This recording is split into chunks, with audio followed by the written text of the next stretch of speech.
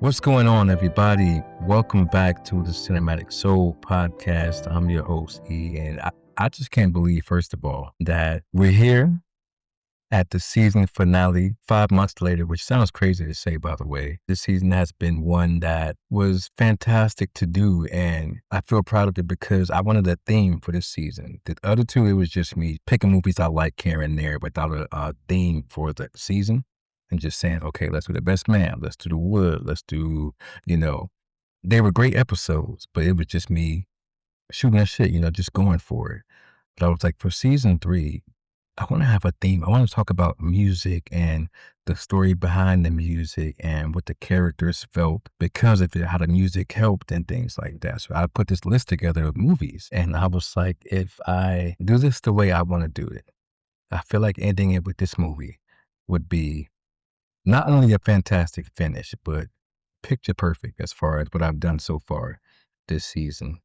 And with that, I almost didn't have a guest for this episode, but I thought about somebody. A lot of you all loved it. You appreciated her words, her intellect, her thoughts on the last movie we did, Is God Is. So I said, you know what? Let me see if she's available to talk about The Bodyguard. And here she is, Miss Ange, Miss Nikki. What's going Hey on with you? y'all. What's going on? What's good? What's good? Congrats on the season finale, first off, major. That Thank you so is a much. major, major thing. And I'm Appreciate just that. excited to share in this space in this moment. You know, it's good going down memory lane. And we're Okay. gonna have us a good time. Thank Oh, y'all for yeah. inviting me back. Of course. Of course. Thank you for coming back because you could have said no, but you did. So I appreciate that. And like Mhm. I said, we saved a good one for the finale. The Bodyguard, I'll be honest with you, right? This is one of those movies where I knew the moments before I knew the movie itself. Like I knew parts of the movie, different scenes, different songs, obviously, we'll talk about later, before I knew one, what the movie was about, and two, like how important it was, the controversy at the time. I didn't care about that because I was like 1 or 2 years old, so looking at it now with my adult Adult eyes, eyes. yeah, I'm just like, "Man, this movie is, a lot happened.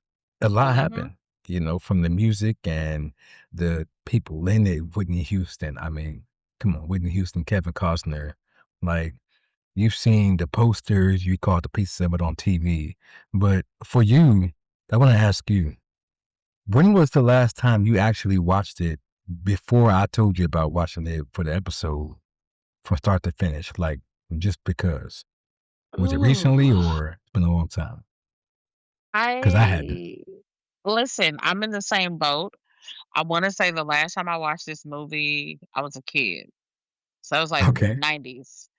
Um, I know bits and pieces, like, if we see like TikToks or like Instagram where they're doing stories or different reels about it, I know what it's pertaining to. But I was today years old when I actually sat down and watched the film. I was today years Mhm. old. I was today years old. Today years old, yeah. I was today years old. Mhm. That's fair, that's fair. No judgment because like I said, for me, I I wanna say it was 2015 Mm. because I had a friend who, like, he was this guy, shout out to AJ. He was this guy who I met on the college, and he had loved Whitney Houston, but never seen The Bodyguard. So I was like, "Dog, Mm. have you never seen," but like I said, different cultures, different, grew up differently. So I was like, "Nah, you watching this today." So I, like, found the DVD somewhere, I think at, like, Walmart, and he That's actually ancient kept it. times. Mhm. Right, right. He actually kept it, and we watched the whole movie. He was crying. He's like, "So beautiful. Oh my gosh, she's just amazing. Why does she have to be dead?" I was like, "AJ, don't get me started." Like, Not I was, Nikki, um, baby. Okay. no, no, he's talking about Whitney because she was dead by That's then. right. Yeah. Oh yeah. It was still kinda new, and it was like, "Damn." Uh, But yeah, he loved the movie, and I watched it then, but I was still younger in 2015. You know what I'm saying? So looking at it in 2026, I was like, wow, this is you know, learn new things. But Mhm. something else I learned recently that I didn't know about. Did you know that the original script was written in the 70s? I did. The original script was written for, Diana Ross and, Steve McQueen? her yes, at the time, they were an item, and I think there was because of their relationship, there were certain Yeah, things that she wasn't comfortable with doing on screen, that she yeah. didn't want the world to see. That was a reflection of their relationship. And, Diana Ross is a certified crash out. So, she had to show him Listen, what especially back then. Oh, we, yeah. he forgot who she was. She ain't no diva. No, she was the diva. She She pulled was up. absolutely the diva. Yeah, She pulled up and said, "Do we have a problem?" She said, "Is you cool?" So that was actually an interesting fact to me to like they waited um almost 2 decades, 3 decades just to create the film. And then also, um, from my understanding, Kevin Costner waited a year absolutely. for Whitney Yeah. because he didn't want anybody else but her. He wanted And her I bad. He was like, nah, yeah, she got to be her. Like, she's Rachel. I don't care. If we got to wait, she can get married. She can have all of this, but she's playing this role. And yeah, absolutely. get it. And honestly, looking back on it, especially with some of the heavy hitters they had in the 90s and like Hmm. looking at it with adult eyes and having knowledge of that era and that decade, honestly, I don't think nobody else could fit that role but her, but Whitney.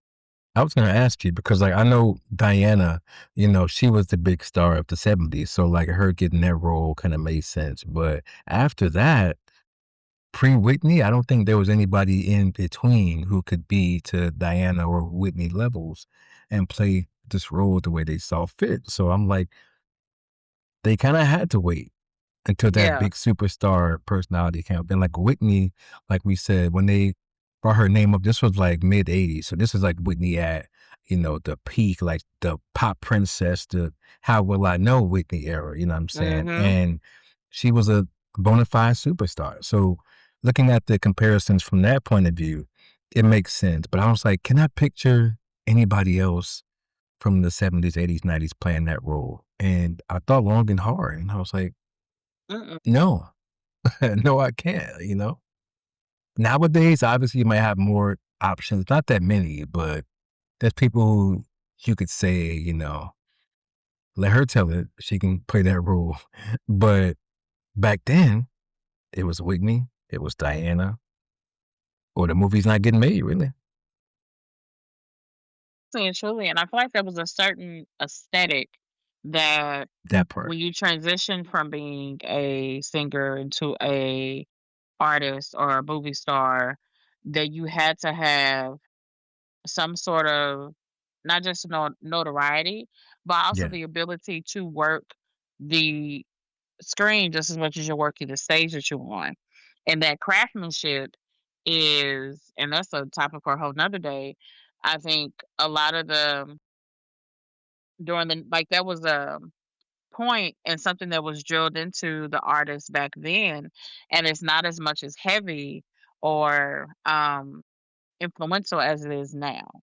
So that definitely played a major part within it.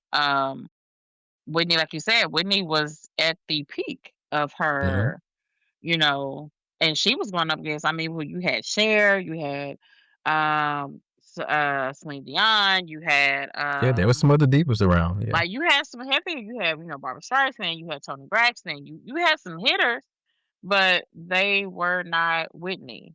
Like Whitney was just absolutely. in her own genre. And then when you really understand and look at the architect of who Rachel is and was and had become, I don't think anybody could relate to that storyline or that character more so than Whitney's background. Absolutely, absolutely. Like I thought that same exact thing, and I was gonna say in my next point, like watching Whitney in this movie, even from like her opening scene where they showed her at the house or whatever, And when she turned Mhm. around, like that glow, it was like a halo was like around her. You know what I'm saying? Like Mhm. that aura, you can just feel it. And I kind of got sad when I saw that shot, but it was like a slow mo turnaround, and the camera zoomed in on her face. Like I said, cinematography, I'm all here for that kind of shit, right? So Mhm. I saw that scene, and I was just like, she was absolutely stunning. Like this beautiful Mhm. woman, from like her eyes, her lips, the way she positioned her face, like she knew how to work the camera, and the camera knew how important she was. But what was sad was like knowing it wasn't a part of the movie, but knowing how in real life her story ended. I thought about that as soon as she came on the screen, and I kinda got in my feelings, like, I was like, "Man," these moments where she was smiling and being happy, and, like, you could see Whitney in this movie, I thought she did pretty good as an actress. This was her first role, and I thought she was pretty damn good, you know what I'm saying? She was playing a superstar, which she was naturally, but still, as somebody who studies acting, I was kind of impressed with certain things she did in certain moments. So, I caught myself, like, smiling at the screen and smiling at her. Like when Farmer watched her video and he was just like in a daze, I was the Mhm. same way. Like, like Whitney was absolutely incredible, man. So I started thinking like about her comparisons to the character and how there were like similarities between them. And I was like, man, how much of that was actually acting? Because Whitney knew what it Mm. felt like to have people constantly wanting something from her and wanting to take pictures of her and like crazy. Like she said, she had stalkers back then in real life, security everywhere. They all think they know her. They think they know her and her best friend. Like Rachel had all that stuff too.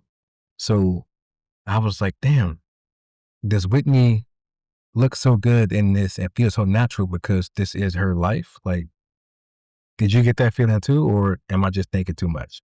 No, it was an interesting concept, honestly. I think for me, feel like it felt more natural because it was something she was already used to. Yeah. And now correct me if I'm wrong, because I'm on more the screenwriting side of film, so I don't touch the stage unless I'm being Okay. paid for. But I think one of the key elements of being an actor is being able to relate to the character, where you can find parts of your own experiences, parts of your own journey, things that you've Correct. discovered or found or been around that can add to the character to kind of build it and make it more livable. Because ideally, you're bringing this entity to life, whether it's on screen or on the stage. And so, the more you can put your own natural experiences into it, the more the character can become so profound. Like you said, you couldn't tell what was Rachel and what was Whitney because Yep. the lines were slightly blurred or they looked very similar.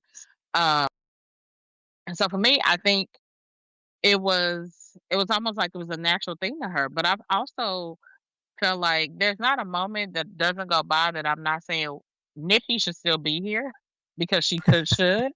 Um, Yeah. I mean, she's a dynamite singer. Like the girl has the voice. Absolutely. She is the voice. She is the voice. Yeah. There's nothing comparing to her on a vocal scale. But me personally, I would have loved to see what life would look like for Whitney Houston, the actress. I think that Same. would be more. I mean, even from her roles from, being in The Bodyguard and then her doing The Preacher's Wife and being in, Fairy godmother, The you Fairy know? Godmother for Yeah. Cinderella, her doing, Waiting to Exhale, and Next then sale. the remake of Sparkle, and then even on her doing the producing side from The Princess Diaries. I Yes. would have loved to see what that would have become for her, because I felt like I that think she was loved it secretly too. I would not I agree with you 1,000%. I think she did too, because I feel like it was an outlet for her not to always have to be on, because Yep. that's something that within the film, within The Bodyguard, one of the things that I was looking at and kinda analyzing is that proximity to famous and fame. You know, everybody wants to be famous, but nobody really wants fame, and so when we're looking at the characters of Rachel, Rachel had it both. She had the she was famous, her pictures was all over the billboard. They knew her name. She had lines wrapped around buildings. You had people screaming and crying for her. But then the other side of that spectrum is the fame. You have the obsessiveness, the fanatics, the jealousy, the envy. Nobody cares about Rachel, the individual. It's more so Rachel Morrow, the brand, trademark. You know, is the brand okay? Is she okay? If she can sing, she's fine. If she's not there, she's fine. It's Mhm. just a little scratch, or she's okay. No one really gave Yeah. any care to that because their proximity to fame allowed them to be in the realm of her success. Even though, like, yes, you're a part of it, but you're not looking at the work it took to get there, what she has to do. And so I thought that was very interesting seeing, almost like a prequel to, unfortunately, what happened to our dear Whitney, was that Yeah. fame overtook it.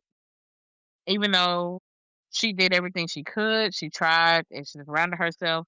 She knew and was aware that, again, having those proximities and people around you that do not have your best interests at heart or do not care about you as an individual can be, a cautionary tale to the rise and fall of fame.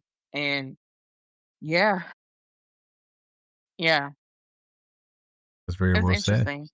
Yeah. Yeah, I agree with that. Absolutely. And with that, that brings me to like a question that you brought up, and I read it in our conversation. And I was like, I came in with like my thoughts. And then you Uh-huh. brought up something, and I was like, that's actually a great point. So I want to give you space to kind of take the floor with that because I sat with this film. Maybe because I'm like a helpless romantic sometimes, things like that. I kinda felt the romance and I bought it. Like, I bought it. Obviously, it wasn't You and perfect. everybody else. It wasn't perfect, but I bought that shit, But you said something, and I was at work and I was like, "Huh." So I played the whole movie back in my head at work, and I was like, "I can see both sides." So, Imma let you take it from there. Is The Bodyguard actually a love story to you? Why or Ooh, why not? huh. Well, for me, it's a complicated yes, right? Because I feel like when we look at movies like The Bodyguard, um, there's this consistent theme that Hollywood likes to portray, this happily ever after, right? Yes. That, boy meets girl, boy falls in love with girl, boy and girl have conflict, boy and girl separate, boy and girl have a moment, they come together, boy and girl gets sorry, twinkle eye, and then they go off into the sunset happily ever after, roll the credits, everybody's happy, right? In this case, boy and girl is met with chaos. Boy and girl is introduced to more chaos. And it's more so of the makings of a toxic relationship Yes. that tries to find healthy moments. And in the end, they made the ultimate decision, which is something that we don't talk about or we don't have conversations about or even have a lot of art that portrays that they chose themselves in the end and not the person. And that's something that we don't see a lot of the times.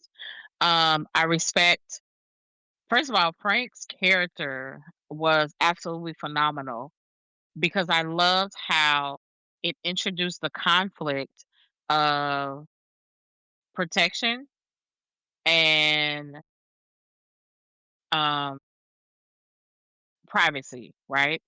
His job was to protect her.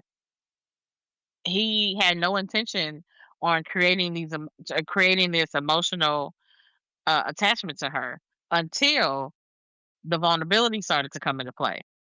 And then Yeah. that's when things get tricky. That's when things got a little different. Rachel never experienced true safetiness, right? When they were um when they took him when she went to his house and she seen his face, she kept saying, "This is very quiet. I've never experienced quiet." She said it when they was at his house. She said when they went out to his father's ranch. Um, she was able to introduce him into a space of hers that very few people probably got to experience when they were at the restaurant and they're listening to the song. And she said, "Listen, this sounds depressing. Like, listen to the lyrics." That's probably the first time you've actually ever listened to the lyrics of a song. Like, never done that. Like, who does that? Right. Him being able to explain certain aspects of a movie about that he liked and why he liked it and why he did what he did. When you become vulnerable with somebody, you are literally opening yourself up to the possibility of rejection. And I'm sure as disciplined and stoic and as strategic as Frank was, there's just you can't disrupt love. Like you can't disrupt attraction. It's going to happen whether you want it to or not. The question is, do you go off of it based on impulse or do you just try to ride it out? And he tried to in the beginning. I definitely think he did, but that pull kept pulling him in. And then when those lines got crossed and it became blurred, he tried to, recreate that boundary and pull away. You can't. Now we have this. Now we got this situationship going on. Now we have this. What doesn't need to be said ain't got to be understood, or whatever the hood lingo is. Now you have this situationship going on because she's watching him interact with her son. She's watching him interact with her family. She's watching how he's moving the pieces and keeping her safe. My favorite part in the movie, because in my 40-year-old eyes, I thought of it as a dramedy, more of a comedy than it was a drama or a romantic thriller, as they put it as. But my favorite part in the film was when they were in the boutique and she asks Farmer to hand her the red jacket, and Farmer said, "I don't get paid to help you shop." Oh my god, Right. That is not what I'm here for. Try again. that is not what I'm here for. And you seen her initial reaction was, She "Excuse said, "Huh." me?" But it wasn't a rejection to the point of, "Who do you think I am?" It was a reminder Right. that people have boundaries Yeah. and you can't push and pull when you think you want something. And even in Absolutely. that scene when they were in there where she was saying, "Oh, people think I'm a bitch and I'm this, I'm that," he just kind of looked at her like, "Yeah, that's not who you are." And it didn't even have him having to do like the whole, thing about it because I've seen other discourses on it. This man Mhm. he worked for the CIA. He is paid to be a profiler. He knows what to look for in certain aspects. He can tell somebody being real when they want being fake. Like he knew that. So I He can read don't the think room. Yeah. right. So to that extent, I said all that to say, I think it is a cautionary tale of when something that's good to you may not be good for you happens. Yeah. And you can go through it and you can, go through the moments. I think in those type of situations, it's a season of learning for both of them. They, Rachel taught Frank that he is capable of caring for something outside of himself and that Absolutely. you don't always have to be this on guard person. You can allow some softness into your space. Yeah. Frank taught Rachel that you are an individual first before everything else that goes on. And if you don't have something that is genuinely to your own that you could have as a safe space, then you don't have nothing. And I think that was something that they both needed to where even that towards the end, you understood the dynamics of how the relationship first started and how the relationship ended and how even in Rachel's language, and I've seen parts of me in Rachel because I was gonna um say that by myself. right, because like I'm not big on apologizing, but I'm like, all right, look, listen, this is the deal. This is what You happened. want some breakfast? Hey, listen, you want them shoes? I heard you want them shoes. PlayStation got a new game coming out. I just figured, we can play it. You know what I'm saying? Like Madden that's just that came out. Yeah. that's how I apologize. Yeah. I'm trying to do better, asterisk, but Only human. Yeah, that's all you can do. that's Try. That's it. all I'm you can do. trying. I am healing, not healed. Uh, Hello. Ooh. Whoa. but what I loved about that was that even in the midst of that, it showed the vulnerability of her making or attempting to make the strides, which I felt like was like solidified it for me when she was like, "Stop the plane," because when they ended, they half-assed, "Okay, give me a kiss, little kiss on the cheek. All right, cool, we done." After all that we done been through, you think you gonna give me a kiss on the cheek, Imma walk away? No, I got these feelings in me and these things in me that I know I cannot have you. No matter Yeah. what I do, no matter what I say, no matter how much I convince you, our worlds will not orbit together. Yeah. And now, my last and final moment that I will probably ever see you again and to cherish that memory is this. No, stop the plane. Let me redo this. Let me do this properly. And I love that. I absolutely love that. So Absolutely. I can't see it as a love story. It could. It Okay. has the makings, but Okay. Could be, a summer but fling. not quite. It reminded me of like summer in Atlanta or like a summertime fling. That's what it reminded me of, a season of summers, Plain but not a flame. love Okay. story. Yeah. Okay. No, I get that. That definitely makes sense. Like I said, for me, I bought into it, right? But that was just because of how my brain works. Until like watching it recently, I saw more things, and I was just like, oh, I still love it, but that kind of Mhm, annoys me. That got on my nerve. Or he's doing a lot, she's doing the most, and I saw two mhm, things in this time, like two things that made me see it kind of differently. mhm, Um, I hear what you said, right? The adrenaline, the circumstances, everything is extreme, right? But one thing that stood out for me was, especially in the beginning, like Frank never seemed impressed by Rachel being famous. And I think that was never. new for her. Like she used people like being, oh my God, Rachel, oh my God, we love you a little bit. He's like, he don't want a picture.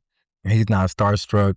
And he's not trying to get something from being near her. Like he's just here to do his job that he didn't want. But they kind of like, please, Frank, we think you're the best at it, which he showed that he was.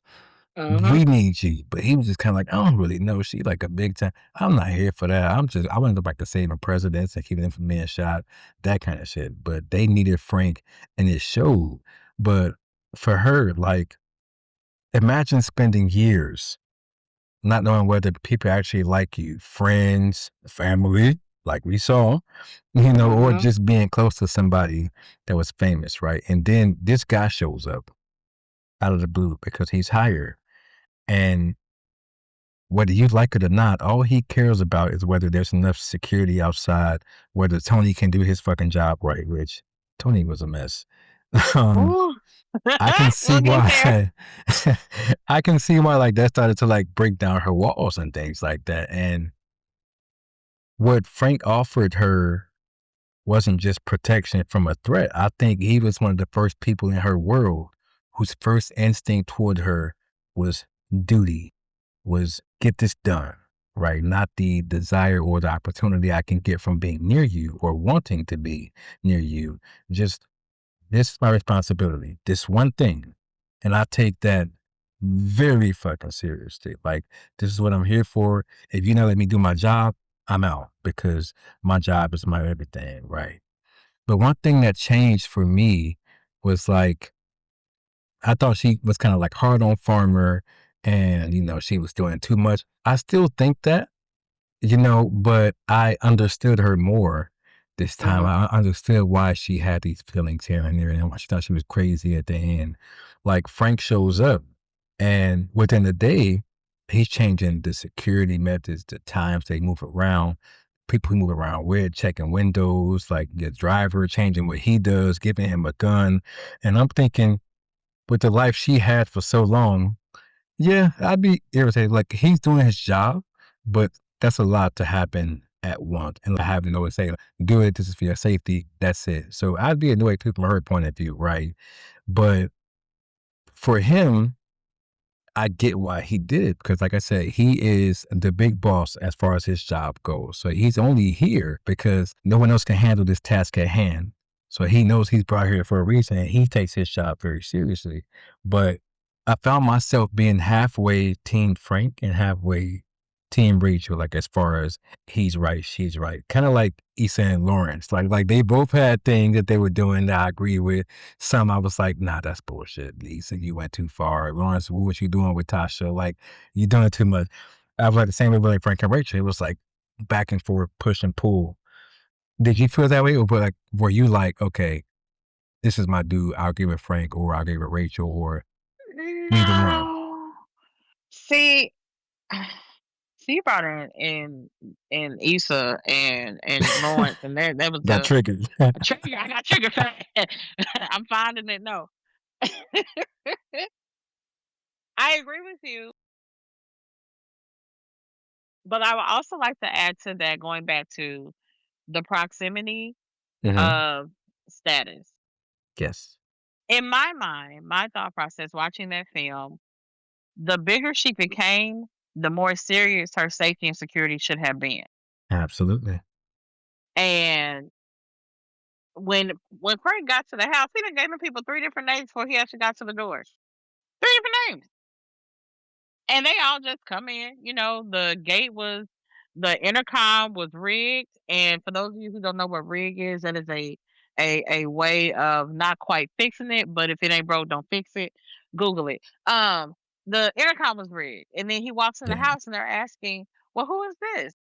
Okay, well, if so and so said you're supposed to be here, well, Bill said you're supposed to be here. I'm gonna let you in the door.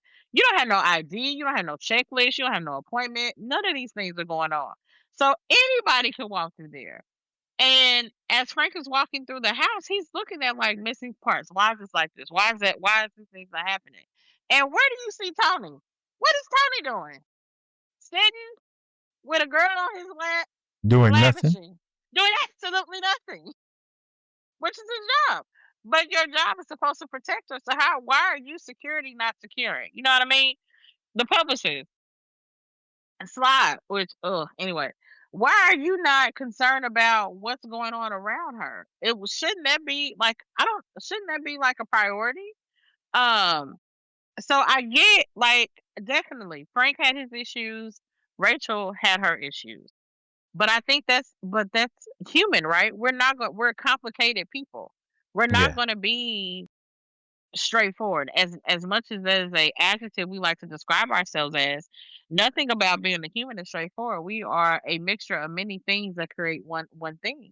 So there were moments in the movie where I felt like, okay, Frank has a good point. And then there were moments where I understood where Rachel was coming from.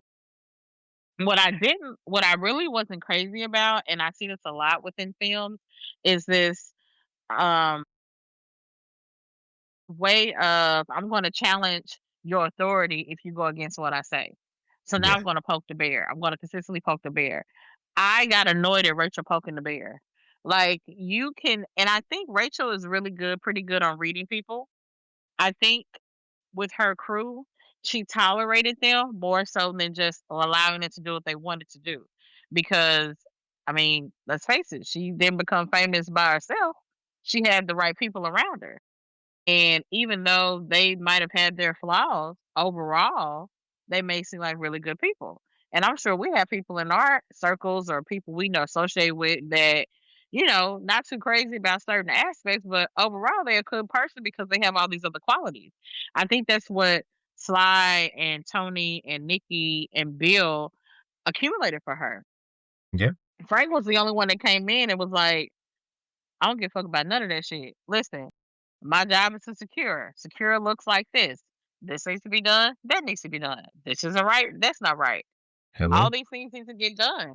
And even as much as she would throw a tantrum and to have a bitch fit, Frank would literally look at her and my favorite part, I can leave. I don't have to be here. You asked me to be here. And that was They something that he begged would me to remind come back. Yeah, right. They begged me to come here for you. be Girl, I ain't very gotta be here for clear. you. And I thought that was like really like a good point for her to be like, you're not as great and grand as you think you are, but just know if I leave, all this shit gonna crash. So this comfort that you have now, this ability that you're able to move the way that you want to now, guess who provided that for you? Because I did my job. I didn't care about your status. I cared about my job. And my job is to keep you safe by any cost. So if that means I gotta endure your bitch fit, if I gotta sit here and whoop your best man's ass while eating the apple, if that means I gotta sit here, I wasn't leaving that out because we gotta talk. That's a Calmly, great calmly. thing. If I if I gotta sit here and tell you to go to brunch on Tuesdays so that your safety is at best, even in the event when they were at the awards, where it was finally starting to click for her that somebody is really trying to kill you, girl. Yeah. Like this ain't a joke. You're in danger, Somebody is girl. really trying to kill Molly. You are in danger, girl. Wake up. Yeah. When it really started to click for her, that's when I think she really understood why Frank moved in the way that he moved because he can't protect her like he wants to. And when he tried to, look at what happened. Like you lost your sister. I mean, your sister died, but whatever. You lost someone Yeah, close we're gonna to talk about you. that next. You lost someone close to you when he couldn't protect you the way he wanted to. So it's a good even flow. Like it's not all the way yes, all the way no, but you can see the different points that pivot throughout that I thought was really a really good, especially in the '90s, a really good play and concept to have. Yeah. Yeah. And I want to talk about something. Oh Lord. Um, I'm sitting here like, how do I want to start how I feel? But it really grinded my gears how this person was acting in this movie. So we got to talk about Nikki, not Nikki. not you, Nikki. So, I'm sorry. for those of That you was who my haven't seen it Tourette's. in a long time, Sorry, guys. This mother personality came out. She didn't mean no harm. just shout out to the Baptists. Um, Nikki, I'm gonna say was because she got taken up out of here. Nikki was Rachel's older sister. Mhm. Um, and there were scenes where I literally wanted to pause the movie, look her dead in the eye, and just ask, what's the actual plan here? And looking back this time, like I said, watching it with my grown man eyes, I noticed something, right? In the scene where Frank talked to her for the first time, you could tell in that scene that she was up to something. Yes. You just didn't know what yet, but I was like, this scene, like knowing the context now of what happens, I'm like, it was there the whole time. Like you didn't know she was the one that kind of In like pulled the plain strings. sight. But I'm like, that whole everything she said was giving hater, was giving jealousy, was giving envious of her sister. And I get it. Your sister is this big superstar. You were like playing the instruments and like in the band first, kind of on some Jackson 5 shit, right? Like Jermaine was the lead singer first, and then Michael sang times. They said, hold on down, little Jermaine. You could sing sometimes, but that's the head honcho right there. So sorry, you know what I'm saying? For somebody who wants that so bad, I can kind of get why it would be annoying, get why it would hurt. But however, that's your Mhm. sibling. That's your sister actively receiving death threats from a literal stalker, people who, you've come in contact with because you were drunk one night and you had these thoughts the whole time, but they elevated that day and it went to a point of no return. You see what I'm saying? But part of me was like, here's where I finally landed with it after my third watch this week. Um, I try to judge the characters less. I still judge them, but less. And with the whole therapy hat, I want to understand why people make such catastrophically bad decisions and what brought Crack. them to that point. Crack is whack, crack is cheap. You know what I'm saying? Shout out to Whitney.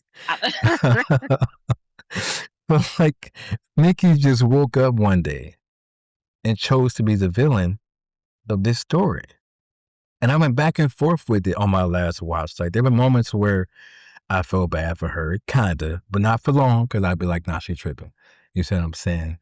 And then I couldn't stop thinking about what it felt like to be in her shoes because I try to, okay, let me take the hate out of my heart that I have for Nikki. Let me think about what it felt like to get pushed to the side and have the person Ah, become like this superstar. I still can't say I would do that. You feel me? Because I don't move like that. I don't live like that. But I kind of gave her a little grace, especially when I could tell by the end she knew she fucked up. yeah, And Okay. I think she knew she fucked up, right? But the damage was done. Now she still didn't say sorry. She didn't tell Rachel, obviously, but she was talking to Frank, and I could tell in that moment she was like, "Okay, this shit is going too far." I started it, like she absolutely started it, but I could kind of see her regretting how far she took it and feeling bad about what she did to her sister. Now, I know you have thoughts about that, and some parallels you want to bring into it. So I'm gonna let you give your Nikki thoughts on the subject. Okay, how can I sum this Wusa. up in 90 seconds? I love that my friend is saying to be a therapist. I love this for you. I do. I do. I love the parallel of It's mental hard, trust health me. and um It's hard to get fuck there. Nikki. Okay, anyway, see their personality be coming out sometimes, man. Just like this was my scope on it. And I went back and forth with it. You were in a position to where you could have had your own status of whatever it is that you wanted. And I feel from watching the movie, you wanted to be famous. You did not want the Yeah, work that comes with fame. absolutely. You started a band, which means you have a creative mind, you have an ear for music, you know how to create things, right? Your sister comes along, enhances whatever it was that you developed. So you're being successful with her in that process. And now, for whatever reason, that things have changed. Um, whether that was industry related that they canceled it, whether it was management or a family meeting where, like you said, with the example with Michael and Jermaine, like, hey, you're doing a great job. We love what you're doing. We want you to keep doing it, but we want you to do it from this perspective. Like any of those things could have happened, right? Um, but you chose to do the opposite, do the latter. That I don't know. I didn't like that because you could have did your own thing where you could have been in in your own bubble, creating your own success and not going on the tailcoat of your sister. But what upset me the most is that you were your sister's assistant. You know where the bodies were buried. You saw firsthand what the industry can do to a person.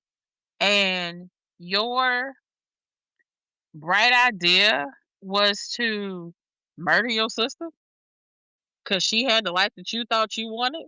But did you really want that though? When I look at them, I look at them in a comparison. Like when Rachel walked in the room lit up. She was People gravitated towards her. She was able to work a room. She was able to navigate spaces. She made people feel safe. Even when things were high and chaotic, she still kept a level head and was cool. Rachel could do that. I don't think Nikki could. Nikki was very reserved, very standoffish, very, kind of to herself. So you weren't able to I don't think in a very high energy space, Nikki could have flourished. I don't think she would have made it. So you chose to be 5 feet from stardom. You chose to be in the background. But just because you're in the background doesn't mean you have to be backed out. I think that's a mind setting. I think that's a internal battle you have within yourself. Nobody considered you a failure. I don't think they did. I don't think that's anything that was preceded within the film. Nobody considered you a failure. Nobody considered you less than. You were the executive assistant to your baby sister. Your Yeah. baby sister. Can I tell you the scene that pissed me off? I'm gonna tell it Tell to me you. what's up. Okay, I'm gonna Talk tell to you me. it's a couple of scenes that pissed me off about her. All Nikki It's scenes. Got it. no, shut up, not all of them. Just like maybe a few, Okay, couple. Um, the night where she was drunk and she tried to hit on Frank. And Yeah. she made the comment, "You could have been fucking two sisters." First of all, bitch, that's nasty. That's nobody. First of all, like if you gonna blackmail me or try to blackmail me, make Some it worth people my like that though, while. you know?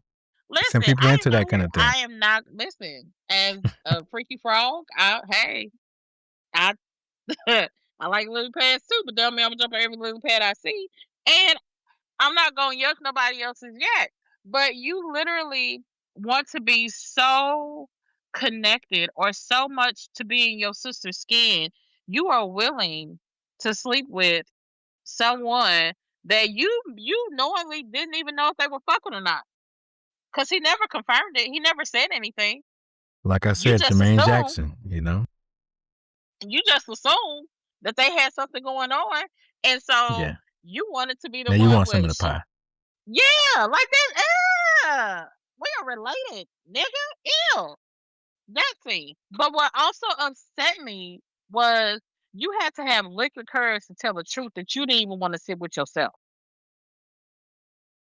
You She went through couldn't a sit with it. bottle. You couldn't, but that's a choice you made, Yes. Sugarfoot. Absolutely. You Absolutely. made that choice. And what I love about Frank is that he didn't judge her. He just needed the information to keep what people safe because what Frank was doing his That's his job, job. and that He is said, why all we right, pay cool. Now Frank tell me the big who it bucks. is. Right. Sorry to And the hear way that. but let me tell you the line that pissed me off real, real, real, real good. And What's shout up? out to the writers because y'all did a good job with that. Absolutely. She said, I didn't want to hurt the baby. I love the baby and I didn't want to hurt the baby. My initial reaction was, well, which one, nigga? Are you talking about That's the Fletcher? baby Or are you talking too. about your sister? Right. Like you already hurt Yeah. your sister when, like, you already hurt your sister when you went into the bar talking about you were stoned. Okay, I hate the idea in the 90s how the propaganda of marijuana was make you do crazy shit. That's Yeah, a I ain't whole never nother been that high. I conversation. ain't never been that Let me tell high. you something. Yeah. I floated to the rivers of Mars and the Serengeti, but I ain't never been to the point where I went somewhere and told somebody I need you to kill. I'm gonna go I get don't my care. sister out of here. Never got that. Off no Nothing. liquor, nothing. Nothing. I don't even have siblings. So I really don't have a dog in this fight. But I do have relatives that even as much as they have irked and pissed me smooth the fuck off. And there are some I wish I could. I won't listen. Okay, hey, healing, not healed. Never would it cross my mind for me to take the life of somebody else. I don't care how angry I am. I don't care how upset I am. I don't care how much venom I have in me. It's never going to be enough to make me want to end somebody else's life because that is something you have to live with. That's something you got to sit with. And then she sit there and said, Frank asked her, "Have you paid the ransom?" I paid it and then some. So not only so wait a minute, let me get this straight. You went, got stupid, dumb, drunk, high, stone, whatever you did. Met this nigga named Armando. Armando hooked you up with J. Cole. J. Cole said he gonna get you in touch with his homeboy. You done paid all these people, and you're still paying them until the job is done. It's a double homicide. You might as well kill yourself. Well, I mean, she did. And then In a you hear way. what she said. Wait, don't kill me. No, I'm the one. No, shoot her ass. Shoot her. She's like, wait, no. Pop. I said, I ain't never been. Officer down. I put the movie on pause and got up and walked around my house and said, thank you. Thank you. Thank you. How she started shouting, I'm Lord Jesus. sick of her. And but again, here's the thing. Yeah. Cain killed Abel. Mm-hmm. Right? Talk about it. If you notice the pattern, the jealousy never came from outside. The call was inside the house. So the envy and all the things that were going on, it was never from somebody outside. It was somebody the closest to her. And I think, and I don't even know if Rachel even knew, but if Rachel was to know that her sister was the reason behind all the shit that was going on, I don't think she would be as calm and emotional as she was of her sister's past. No, yeah. No, she didn't know. Like they took Frank that didn't one to tell the her that. grave. Yeah, they took that one to the grave. Cause to know that my sister, who I just sung a gospel song with on the front fucking porch, Jesus loves me. God, knock your fucking head. Even singing that song, Whitney came in stronger. I was like, damn. She didn't let Said, me. damn. I said, she came in there Yeah, smooth. and then she came in there and I was like, Hit that run. I said, hey, yo, I said, I get it. I don't agree with it, but I get wrap it it. up, I Nikki. mean, Bed sheets. Like that. listen, Yeah. Yeah. flat screen, girl, you're gone. But yeah, Michael. but again, that proximity to um people the closest to you feel like they have this attachment and they want to be you, and they have no idea what it looks like the full Man. layout. All you're seeing is your little bit, and you're thinking, "Oh, I want that." You just want a piece, and I got this whole thing that's here.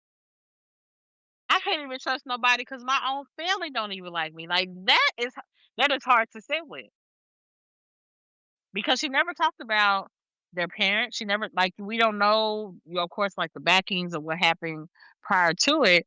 And there's a little bit of where she says to Frank, we lived in Park Hill. Me and my friends had a bet that I bet them $50 I would win an Oscar or I would win an award. I have to win this award. There's pockets of showing again that vulnerability of she's still human. And if anybody should know what that feels like, I should be able to share that with my sister. And your own sister don't even want you. Like God, and then you ate at my table. I fed you. Yeah, no. See this? Like as you can tell, I'm not really good with betrayal. Nah, because at that point, rack it up. Matter of fact, take her and the dog out. Everybody gotta go. Everything that's in that store gotta go. Everybody out of here. Get your Take little Tony bags with and you. stuff. Oh, Tony. He was my Okay. favorite.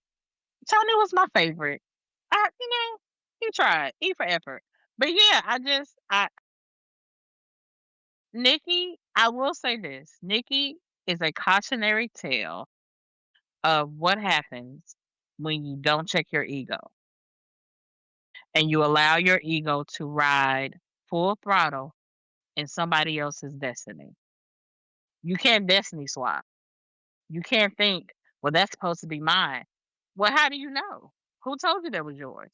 What makes you think you have the ability and the accessibility to handle what comes with that? Heavy is the head that wears the crown. Mm-hmm. And everything you think you want to have gravitate for, or you're pulling towards, and you think, oh, that's supposed to be mine. I'm supposed to have this. I'm supposed to have that. You have no idea the hell that person had to sleep in and endure and walk through to get to where they are. And you think you're going to be entitled to that? No. No. And even to the point where like looking at the industry, there are so many examples in the industry of today where you see celebrities who have siblings who Yeah. grew up in the limelight that have their own success. Now we don't know what the backstory is to what they got to that, but you don't see one person trying to outdo the other one. They're in their own way, their own lane, their own things.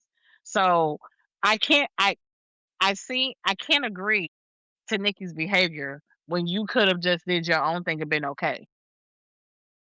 No, I I get can't. that. Even when she said, "This is my little Hall of Fame." I mean, it's nothing compared to Rachel's, but it's mine. Well, Yeah, why she the was fuck you gotta hating. say that? Yeah, she was hating hard. It's rated. All my brothers, including Jermaine. Bam! Here go your gold star for today. Like what? What? Yeah, she was hating hard. Yeah. But yeah, I mean, R.I.P. Nikki. I hope you have a peaceful journey on your transition. Whatever. There you go. Look Yeah, at that. Look at that. See? Growth. it's That's the what we call Prozac. that. We just gonna call that growth. You know what I Okay, mean? Yeah, yeah. you got it. I respect that. I respect that. We gotta talk about this next thing, right? Mhm. Something that kind of, I don't want to say surprised me, but it was interesting to see. I knew how folks felt about Whitney, like pre Bobby Brown, right? People called her the Buttercup Princess or the black girl who tried to fit into the white spaces and she forgot who she was.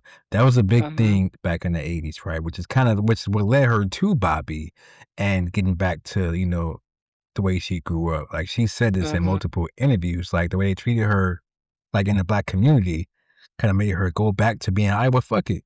Y'all want that? I'm gonna be that. And then some, you know what Right. I'm saying? But I was doing research on the movie and saw that when this came out, a lot of folks in the community, especially on the first watch, had some thoughts. You know, some like writers like actually loved the fact that the movie dropped you into Rachel's world, with no explanation. Some people hated the fact that, especially with the race, it was kind Mhm. of blind. Like they didn't like really talk about Rachel being a black woman, having this white bodyguard, or they didn't bring up how they had differences growing up and things like that, or just like cultural things had opinions about how they felt like that should have been part of the movie. I don't necessarily agree or disagree, but I can kind of see where, especially in like the early 90s, where they coming from, where they heard about the movie and thought it was going to be like some, I don't want to say black conversations, but they thought it would be like mentioned more than it was in the movie. In the movie, it was kind of like, some people thought it was kind of like a I don't see color kind of vibe. I didn't get that vibe.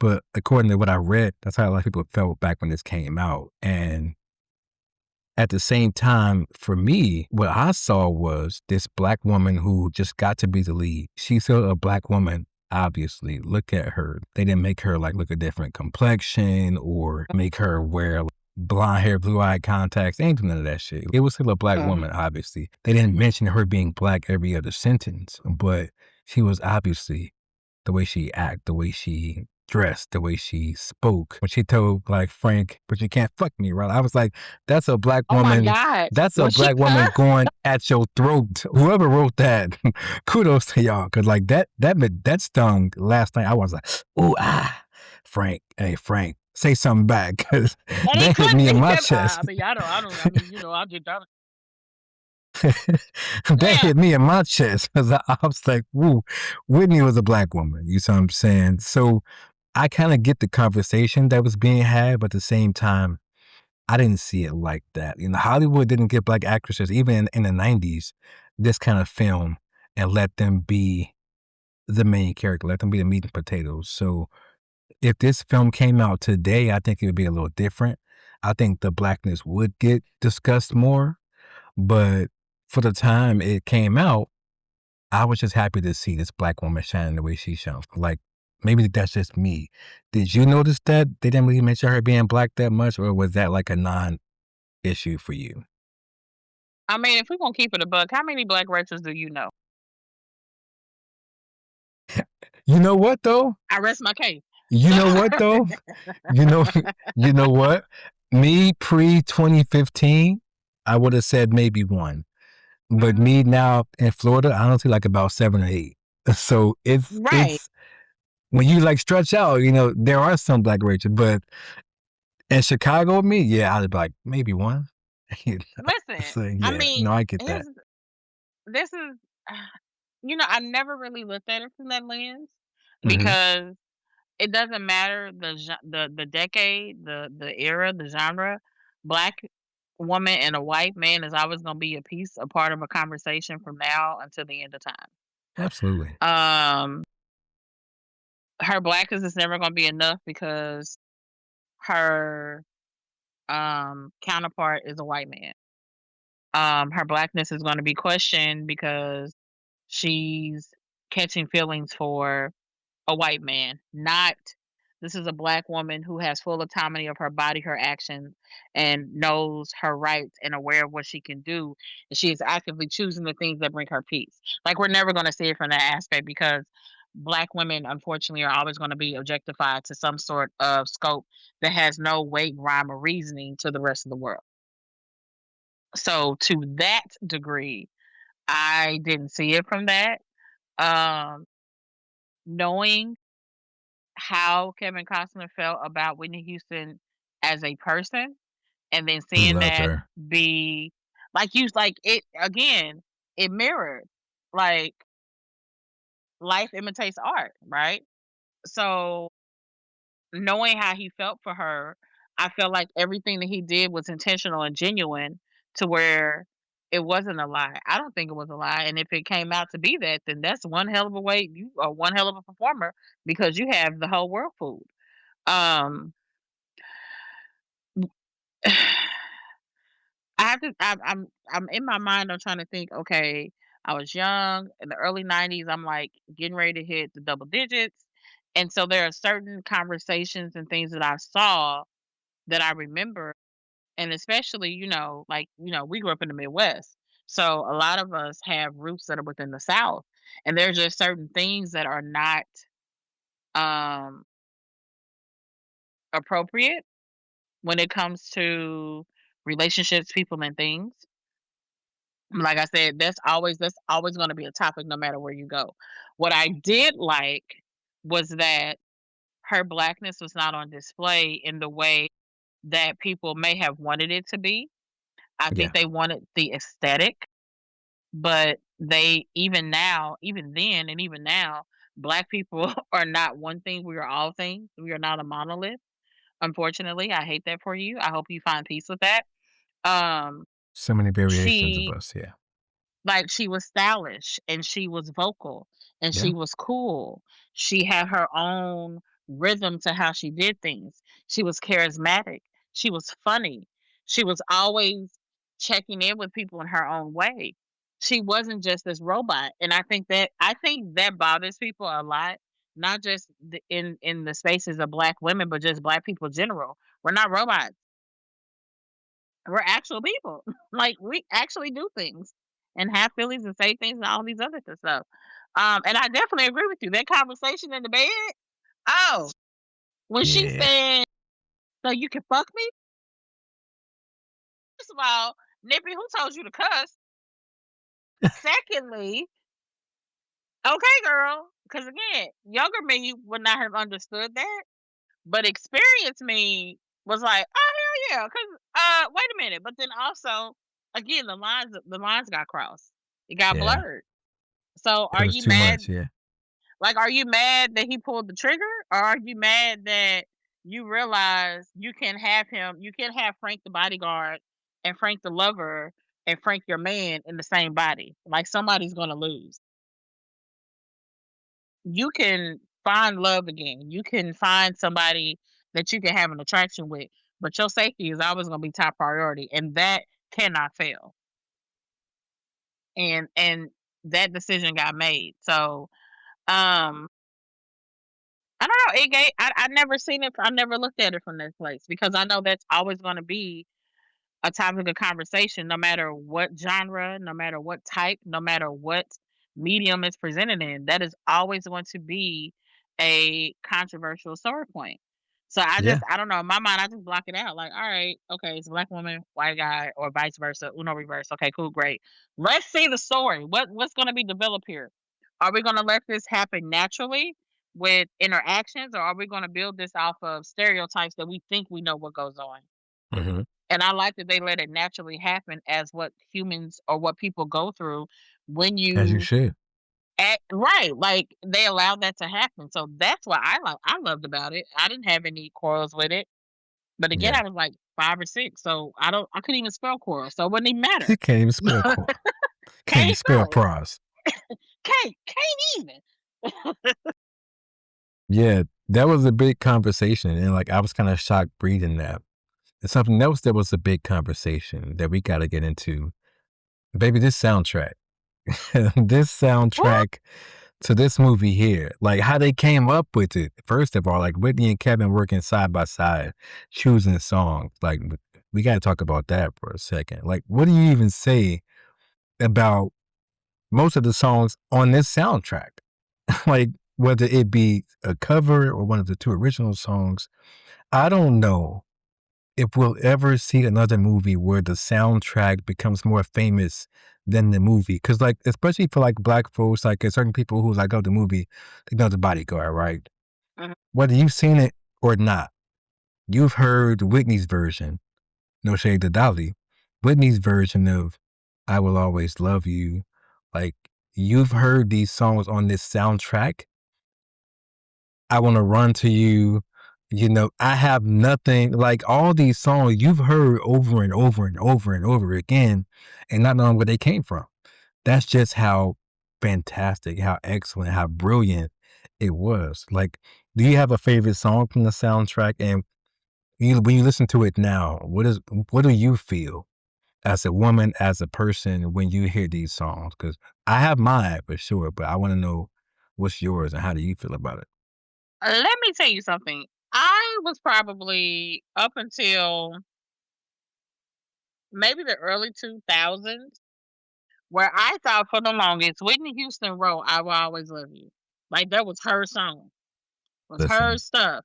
And I think I was watching it was something on TV. I remember it was Entertainment Tonight.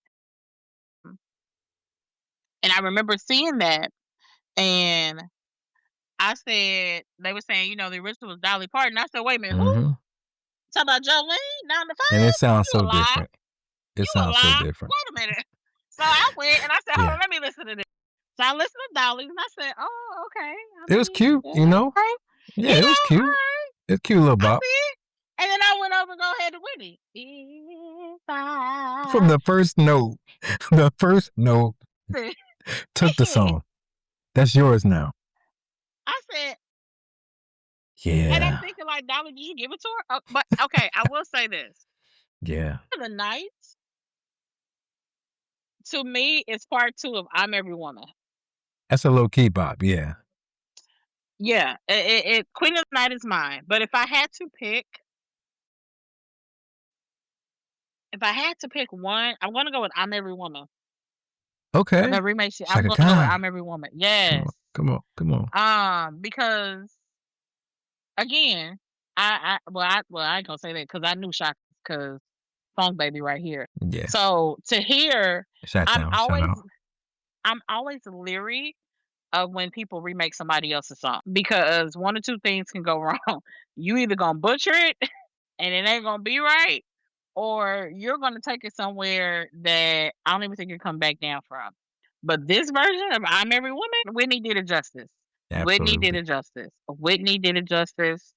It is I think this is probably one of the few movie soundtracks I can listen to from beginning to end. I would put this soundtrack up All by itself too. Yeah.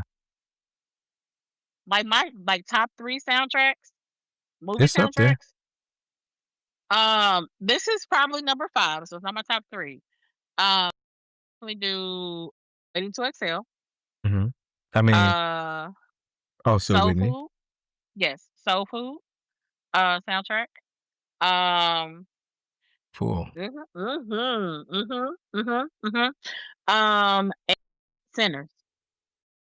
Ooh. Okay. Yeah, those are I can listen to those 3 every day and will be content with my life. Now you got me thinking about mine, man. See? Hmm. You know what? I know mine. I know mine. I ain't gotta think that hard. Sinners is in the top 5 though. I play Traveling, I play all those songs. I would say Sinners is 5. Uh-huh. This is 4. Um, the Crooklyn soundtrack is 3. Oh, Shout out to Spike yes. Lee joints. Yes. Um, I said Sinners. Okay. This is where it gets tough. My last 2. I know what I want to say, but I'm like, I got to make sure I say it right. I'm gonna say the Best Man soundtrack 2 and the Claudine soundtrack number 1. That Claudine soundtrack, Okay, I okay. can play that right now and fall asleep smiling. Add a little sugar. Mhm. Gladys Knight and the Pips, they Yeah, put yeah, their yeah. heart and soul into that. But this is obviously in my top 5 though. But yeah, I think it's a pretty Okay. solid top 5. Soulful top 5. Okay. Okay, so like I said, for me, The Bodyguard will be 4, Same. and Claudine will be an honorable mention for me because that is a good soundtrack, and I love Claudine. Yeah, But it's a my classic. 5 will be, The Lion King, The Gift. People don't give Beyonce her credit to where credit's Okay, due. Beyonce. Yes. Uh-oh. The Gift The Lion King, The Gift is such a beautiful, beautiful soundtrack. I love my power. Oh, oh, mine's was Bigger, Okay. um, Find Your Way Back, and, Now. I love Now. I do love I now. love Okay. Now. Okay. Yeah. Those are my top 5. So the But yeah, Bodyguard yeah, yeah. definitely. in your top That's a 5 number though. 4. Yeah, it's in my top 5. Okay, It's in my okay. top 5. And then the song you said, I'm Every Woman. Yes. See, mine kind of tells you like about me and how my brain like sees songs. Like because this song I think has the emotion. Like I said, when Frank was like watching the video, I wanna run to you. Whenever that song comes on and like the music just is playing before she even like says a word, chills, like instant chills. And Mhm. then she comes in, I know Mm, mm. that when you look at me, there's so much. I'm like, Whitney, stop. Stop Yes. it. Like, oh my Yes. God. Like, I just, all the feelings, every single, I've heard it over 1,000 times. Every time, I kid you not, chills like Spider Man Yes. down my whole arm. People don't make soundtracks like that. People don't make songs like that. Like, that's how special she was as a performer, as a vocalist, as the voice. Whitney had some oil that people can never find in their entire life. And she just had it naturally Mhm. gifted. Like, yeah, so this soundtrack for me, man, and like to know that Kevin Costner helped her pick some of the songs, shout out to him because Yes. he knew what it was. He knew what kind of gift she had. And they worked together as a pair and made this what it was. Like, I still play this soundtrack, like I said, without watching the movie because these songs are just that damn good. Like, Whitney, yeah, yeah, I Yeah. love it. 10 out of 10 for me as far as the soundtrack goes. 1,000%. Yeah. Whitney, I mean, you know what else I love What's is that? I don't know if you paid attention to it, but when she was performing Queen of the Night, I love that. I don't know if they made a video for it. I Yeah, didn't deep dive. yeah, they I'm did. gonna have to check the video out, but the parts that they showed when she was in the movie, that made me love the song even more. Yeah, she was a Like, baddie. listen, the girl knew what she was doing. Nippy knew what she was doing. But yeah, Nippy knew what she was doing, and I love that. I love that for her. But yeah, yeah, I can see that song. I don't know. I'm not much of the romantic kind of girl, but I get it. Like, especially when you have that voice, you cannot deny the voice. I don't care where you are. I don't care what you got going on. You cannot deny the power of Whitney Houston's voice. Period. yeah, Period. yeah. I'm like trying to like, I have the songs in my head right now, and I'm like, don't keep going back to that. You got to move on. But this soundtrack was, it's just, it's just that damn good, y'all. Like It is. after you play this, because play this whole thing, go and listen to the soundtrack from top to bottom, and just Mhm. don't text on your phone. Don't watch the movie in the background. Just listen to it with your eyes, your ears, and your mind, and tell me how you feel because I can put this on Monday through Sunday and feel like a king and feel like the magic that she put through that microphone when she recorded these songs. I just feel that. So, Whitney, That thank you. Shout out to you. mm, Tens across the board. mhm. So, with this movie, I kept thinking about Whitney as a person, who she is outside of the actress the whole time, and how, like, the fame at that level, even as Rachel, it looked kind of isolating to me. Like, the people love you, they carry these opinions about you without ever sitting across from you, right? Like, Mhm. they'll tell you who you are based on the Jet magazine cover or Essence they saw you in, or the interview you did in like US Weekly. They'll tell you all these things about you without knowing you. And that to me, as a performer myself, I don't want to get that level of fame. Like that sounds exhausting, like an exhausting world to live in, to live inside of, to be in every single day. And I think the movie understood that exhaustion and how to portray that on screen. Whitney knew how to portray that on screen because Mhm. that was her reality in some aspect, right? Like they didn't over explain it, they just showed it, right?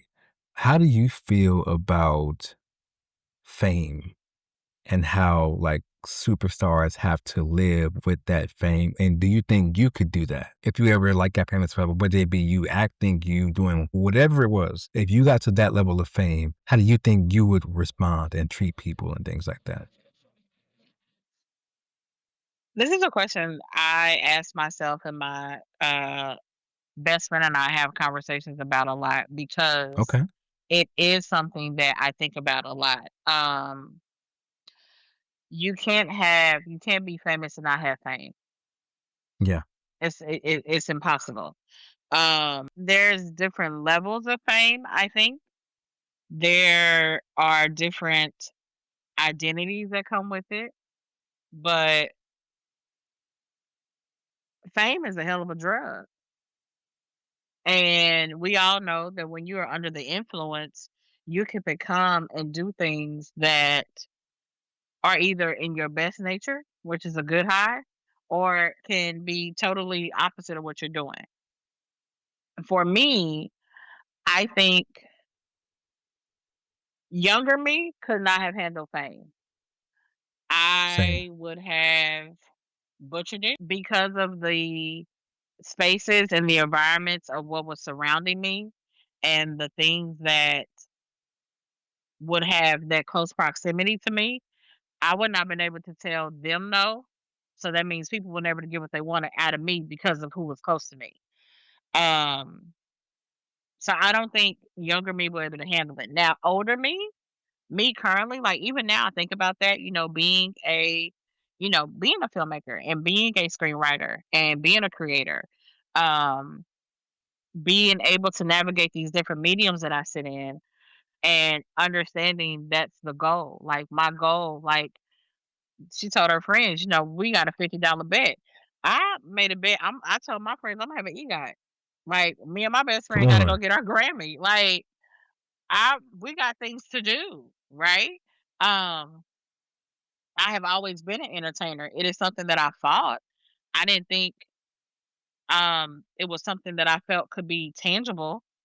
I always felt like, and from the examples of my parents, which is so crazy to me because my parents were artists. You know what I mean? Like my father was an illustrator and a creator and a photographer, right? My mother back in the day studied theater and drama. Like her drama teacher wanted her to go and study it professionally as a craft. And my mom told her flat out, the only roles for black people are maids, prostitutes, and slaves. And I don't want to do that. And at the time, my mama wasn't wrong. That kind of was the genre or the only thing they had for black women. And yeah, you could have, got your chops in and did all these things. But again, part of fame is putting in the work.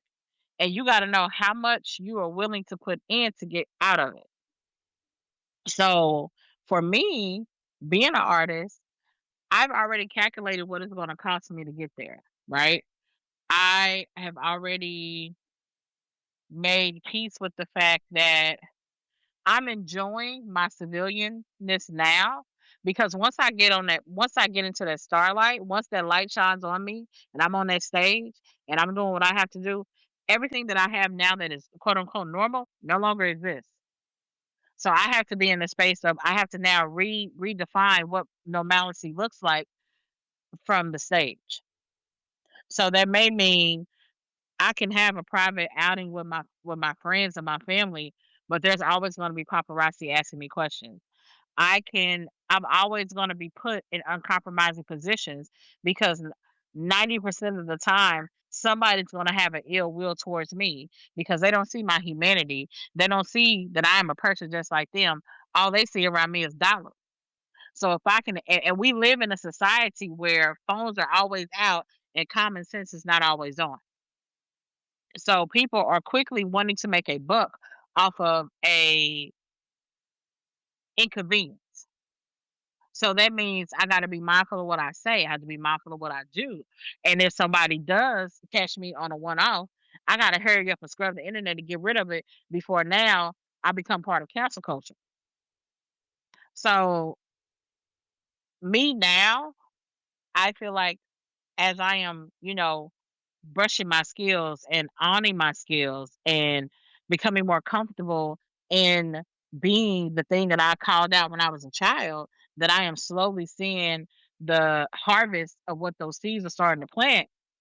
I'm cool. I am who I am. I'm going to always be my authentic self no matter what.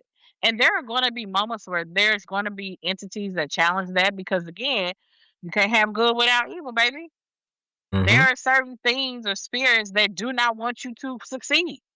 Their whole purpose in life is to watch you fail. And I have a choice. I can protect myself and make sure that my shit and my head is on the swivel and I got the protections and things around me and the people and things that are around me that are going to keep that to a minimum, right? Or I can just go in blindly and like, oh, everybody's here, or be Rachel. Everybody has my best interest at heart because they're taking care of it. I don't have to deal with it. No, no, no, no, no. I need to know everything that's going on because you're not going to have me out here looking stupid. I have two rules in all relationships. Don't put me in nothing compromising and don't have me out here looking stupid. That's in business, relationships, and life. So I feel like I can handle things. I feel like I'll be able to handle it. I feel like it's something that I was built for. Um, I think my journey will be interesting because I probably will be the celebrity that they'll be like, you know, Angela is no nonsense. Like Angela's funny as hell. Like Angela's cool, but don't piss her off. Like, just do your job. Like legit, I probably would be like Frank in the industry. Just do your job. Like, do your fucking job. Do what I pay you to do. That's I it. need you. I just need you to do your job. If you could do what I ask you to do and you take care of business, baby, we're gonna have a kosher ass experience. But if I have to do your job and I gotta make decisions for you, then I don't need you here. Then I can just do it myself. I have no problem delegating work to other people who know how to do their job. I have no problem with it. So come on, bring it to me. All them gifts you get when you go to like the red carpet events and the gifts they give you, brother, that is Christmas and birthday gifts, and you just popped up at my house right there. I'm recycling. I'm not gonna keep that. I'm here for the experience. Okay. Everything else is a bonus. This is an experience of a lifetime. Not everybody can handle this arena or handle this space when it comes to entertainment because entertainment is a beast. We have watched, especially us on the outside, we have watched this industry entice people to come and give them all these, beautiful, beautiful brochures, beautiful gowns, gorgeous gowns, only to treat them lambs to slaughter. And even in my case, I see it every day. Like I live in LA, right? Even myself, I'm a transplant. I recently just moved to LA. And hearing other natives from LA and having conversations with them go, "Oh, you're gonna be all right." Because there are plenty of people who come down here thinking they're gonna get, glory and fame and all these other things, and they end up either out here on the street drugged out or going back home because they didn't have no fucking plan. Gotta have a You plan. gotta know what you get. You gotta have a plan. You have to know that you're not gonna always get what you want. But that doesn't mean you can't stop believing in what you deserve. You gotta do the work. And the work ain't for everybody. This shit is hard. And you damn right I'm being there. I'm getting everything that is deserving of me because I said I want it. I see it, I want it, I'm gonna get it. I don't know what no means. And maybe that's a bad headspace to be in. And I think that's probably why a lot of people who are in the realm of being famous have that same mentality. I don't give a fuck I'm gonna do what I gotta do. I gotta do it. Figure it out. Imma do it, and you can too. But you don't have that discipline, and that's something that Frank gave. You have to have a discipline to do what it is that you're doing. Rachel had her discipline because she knew she To a got a high stage, she level knew at she that. yes, to a high level. So I feel like Frank and Rachel were mirrors of each other. Like you have to have a discipline. You have to have a focus. You have to have a training of knowing this is what you're going to do. This is what it's going to look like. This is how it has to get handled. And that's for that. And so yeah, I'm ready for it with open arms. Okay. Okay. Now, before we wrap, two more quick things I want to touch on, Okay. as we always do.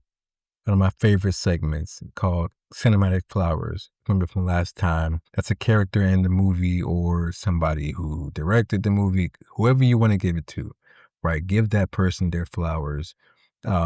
It can be the main character, the character who had 2 lines, somebody who stood out to you that made an impact to you, whether they made you laugh, made you cry, made you say, that person you saw this time that you didn't really see the last time, and you wanna give them their flowers, right? Do you have a Mhm. person in mind for that? Oh If my not, god, yeah. I can go first. Okay. I do, because again, Okay. I told you this movie was a comedy for me. I'm Gotcha. giving my flowers to the chauffeur. Shut up. Not because No, wait. What? I was gonna say Imma say mine because you probably don't have the same person I do, and I have Henry as my Is that the chauffeur? yeah, the, black guy, right?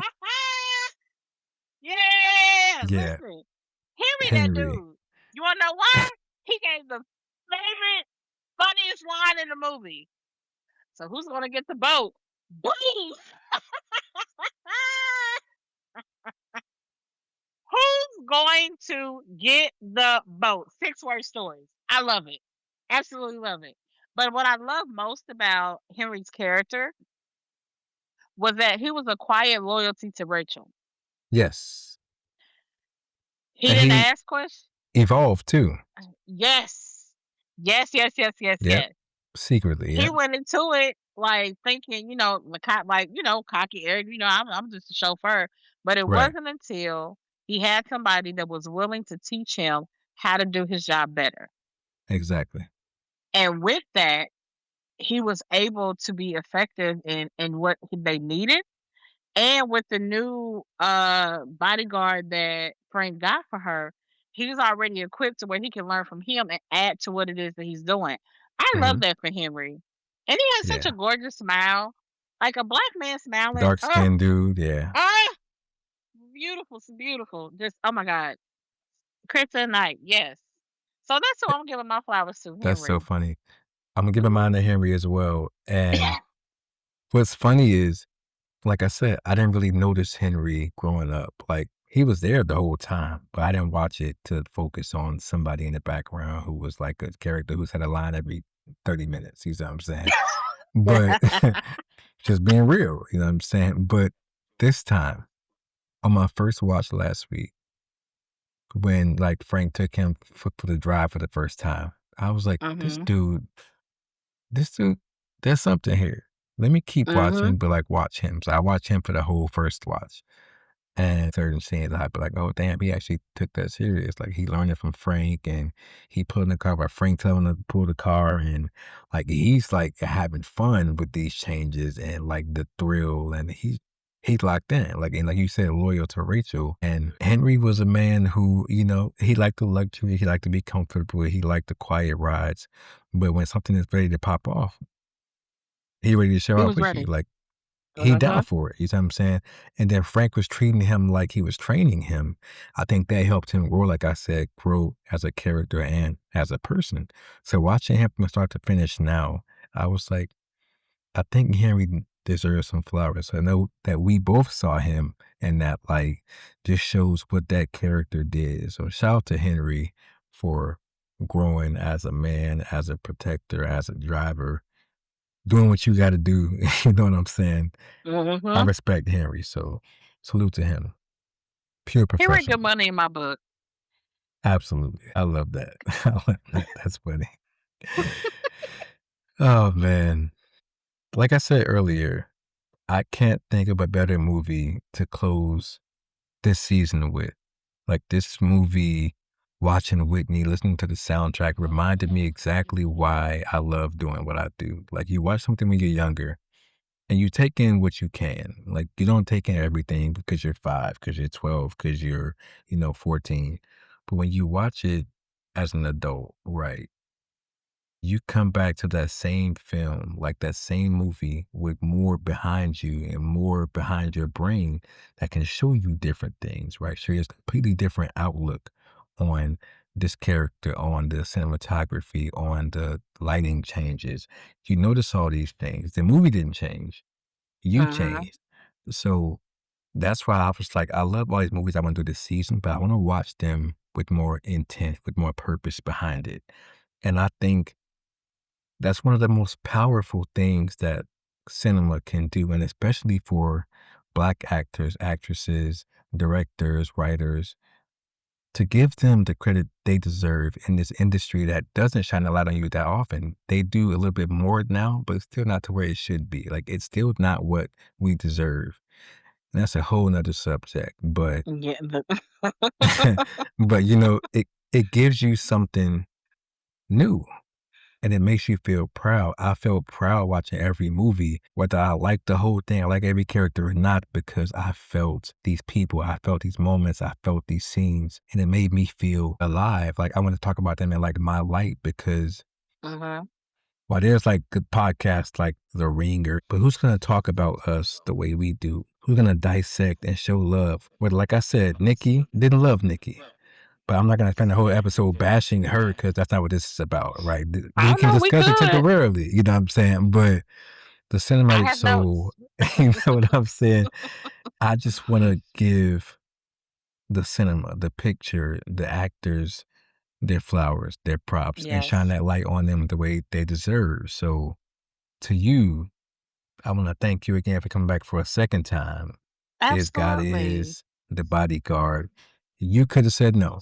You know what I'm saying? Some people have, several actually, because it's time consuming. It's movie talk. I don't want to do that. That's boring. That's just a you thing. And it very well might be. But I know if it's whether it's 2 listens or 10 listens, if somebody out there got what I want them to get from this, felt those Mhm. words and that message or that scene made them smile, then it's worth it. I don't need 10,000 people to listen to it. If that happens, great. But that 5 to 10 who get it, who get that moment, who feel that rush from movies, that's why I do it. That's why I wanted you here because I see that with you. I hear that in talking to you, and I appreciate that. So thank you.